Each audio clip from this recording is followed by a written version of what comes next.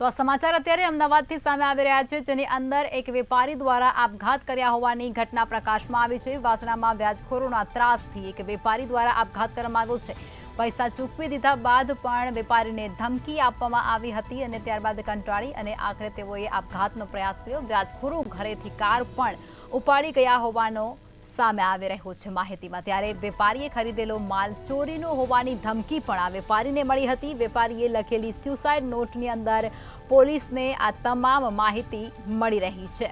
તો આ સમાચાર અત્યારે અમદાવાદથી મળી રહ્યા છે, જેમાં વ્યાજખોરોના ત્રાસથી એક વેપારીએ આપઘાત કર્યો છે। 5 સામે ફરિયાદ પણ દાખલ કરવામાં આવી છે। પૈસા ચૂકવી દીધા બાદ પણ આ વેપારીને વારંવાર ધમકી આપવામાં આવતી હતી। વ્યાજખોરો ઘરેથી કાર પણ ઉપાડી ગયા હોવાની વિગતો પણ સામે આવી રહી છે। વેપારીએ ખરીદેલો માલ પણ ચોરીનો હોવાની ધમકી તેઓને આપવામાં આવતી હતી। જોકે વેપારીએ લખેલી આ સ્યુસાઇડ નોટ છે, તેની અંદરથી પોલીસને આ તમામ માહિતી છે તે મળી રહી છે। તો અમદાવાદની અંદર આ સમગ્ર ઘટનાને અંજામ, જેમાં વાસણામાં વ્યાજખોરોના ત્રાસથી વેપારી દ્વારા આપઘાત કરવામાં આવ્યો। પૈસા ચૂકવી દીધા બાદ પણ તેને ધમકી આપવામાં આવતી હતી અને વ્યાજખોરો ઘરેથી કાર પણ ઉઠાવી ગયા હતા।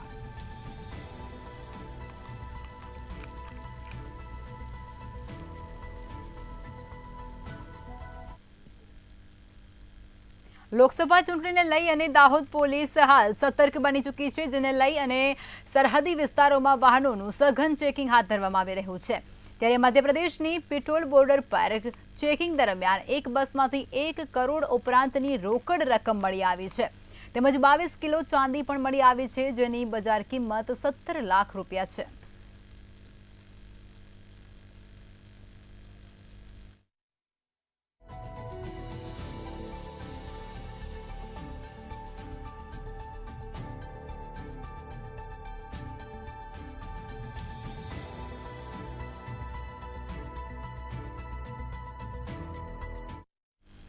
નર્મદામાં નર્મદા જિલ્લાની પરિક્રમા 8મી એપ્રિલથી શરૂ થશે અને 8મી મે 2024 સુધી આ પરિક્રમા ચાલશે। પરિક્રમા અર્થે આવતા શ્રદ્ધાળુઓને કોઈ મુશ્કેલી ન પડે તેને ધ્યાને રાખી અને જિલ્લા વહીવટીતંત્ર દ્વારા પૂરતી કાળજી સાથે વિવિધ વ્યવસ્થાઓ કરવામાં આવી છે। જિલ્લા કલેક્ટર શ્વેતા તેવતિયા દ્વારા સ્થળ પર જઈ અને રામપુરા ઘાટ અને શહેરાવ ઘાટ ખાતે નાવડીઓની કરાયેલી સુવિધાઓ, શ્રદ્ધાળુઓ માટે વિસામો, પરિક્રમા પથ સહિત સુરક્ષા વ્યવસ્થા અંગેની ઝીણવટભરી સમીક્ષા કરવામાં આવી હતી। તેમજ નાવડી સંચાલકો અને શ્રદ્ધાળુઓ માટે સુવિધાની કામગીરી કરી રહેલી એજન્સીના પ્રતિનિધિઓ સાથે પણ જરૂરી ચર્ચા કરી અને કેટલાક સૂચનો પણ કરવામાં આવ્યા હતા।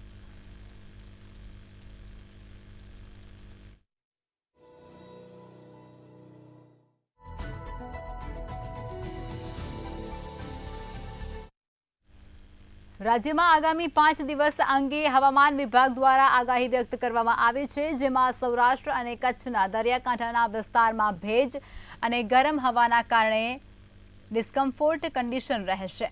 ઉત્તર અને પશ્ચિમ ગુજરાતમાં વરસાદ થવાની પણ સંભાવના છે, જોકે તાપમાનનો પારો ઊંચકાવાની શક્યતા નથી। હવામાન વિભાગ દ્વારા માવઠાની આગાહી પણ કરવામાં આવી છે। રાજ્યમાં 10, 11 અને 12 તારીખે વરસાદ પડવાની સંભાવના વ્યક્ત કરવામાં આવી છે।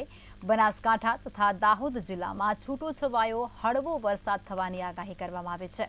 આ ઉપરાંત રાજ્યના બાકીના ભાગોમાં પણ હવામાન સૂકું રહી શકે છે। પવનની દિશા ઉત્તરથી ઉત્તર પશ્ચિમની રહેવાની શક્યતાઓ વ્યક્ત કરાઈ છે।